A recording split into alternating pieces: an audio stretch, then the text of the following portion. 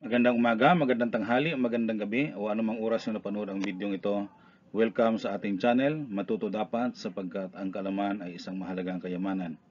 Sa oras na ito ay ating pag-aralan is the application of first order differential equation wherein we will talk about the continuous compound interest.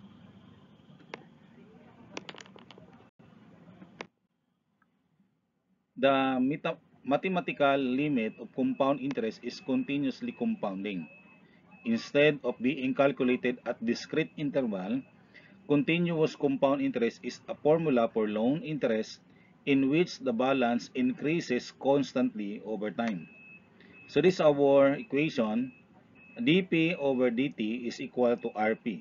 So where dP over dt is the rate of change of the principal at a given period.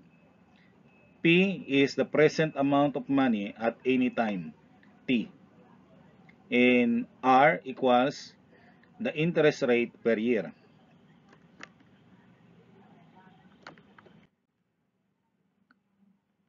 So to derive the equation, since this is differential equation, so you have we multiply it o cross multiply para makakuha tayo ng variable separable. So you have dP over P equals R dt. And integrating both sides, so you have the integral of dP over P equals the integral of R dt. So integral of dP over P is ln P and equals to the integral of R dt is RT plus C. So to find P, so gamitan natin ng E to remove ln. So E lagyan natin ng E both side. Okay? Yan. So E to the ln, itong E to the ln maka-cancel natin, no? So magiging P na lang is equal to E times RT. Tapos ito ma-distribute based on the law of exponent, so we can break it down. So E to the RT times E to C. Okay? But alam natin that E to C is constant. Okay, this E to C is constant.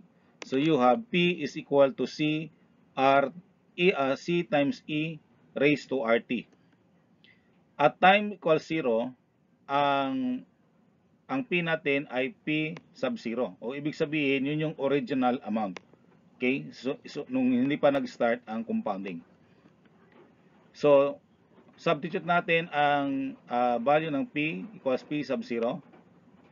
So you have P sub 0 is equal to C times E raised to R. Ang T natin ay 0. So you have now C equals P sub 0. Naging P sub 0 kasi ito magiging 1 no? Kasi R times 0 is 0. So E to the 0 is 1.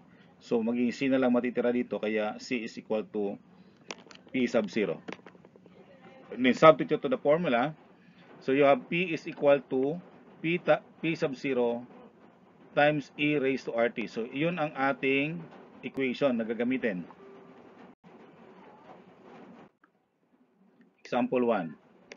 If the interest rate is 4%, how much 15 pesos worth in 5 years if the money is continuously compounded account? Okay?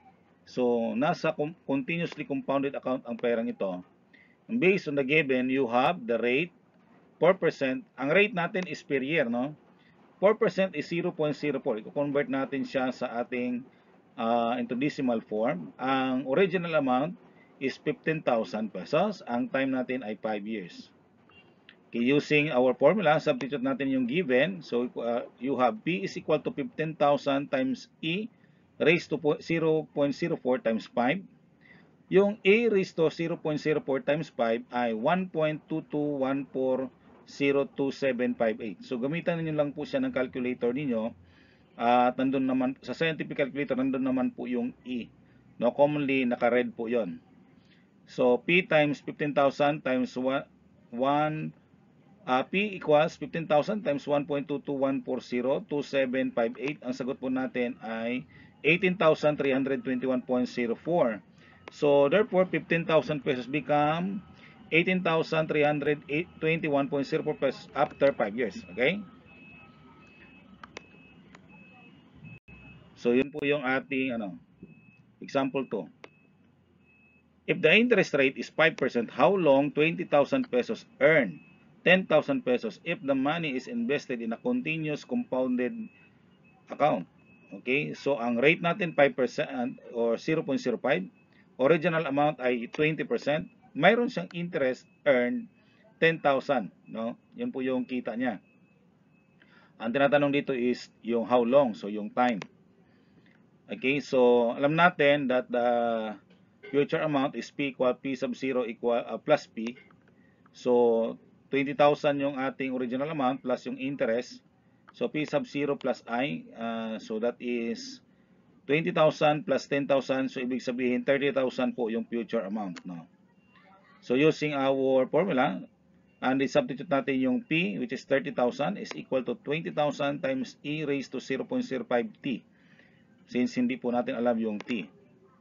So, cross multiply natin, divided by 20,000 both sides. So, you have now E raised to 0.05T is equal to 30,000 divided by 20,000. So, nilipat na lang po natin ganyan kasi yung unknown T ay nandun po sa kabila. So, ibig sabihin, yung itong unknown T natin dito, ito, ilipat na po natin sa kabilang side. O ibig sabihin, nag-ano lang po sila, nag-change court. Parang gano'n lang, no? Nag-change lang po sila ng position. So, pero hindi po nagbago yung sign, ha? Kasi baka sinabi nyo nagbago yung sign. Hindi po. Kasi nagpalit lang po sila ng position. Okay, so 20,000 divided by 30,000. And that is 1.5. So ngayon, ang gagawin natin para ma-remove po natin itong E, lalagyan natin ng ln, both side. I-ln natin both side o the natural logarithm. Tapos, ang mangyayari niyan, so natanggal na ang E. So 0.05T is equal to ln 1.5. Okay?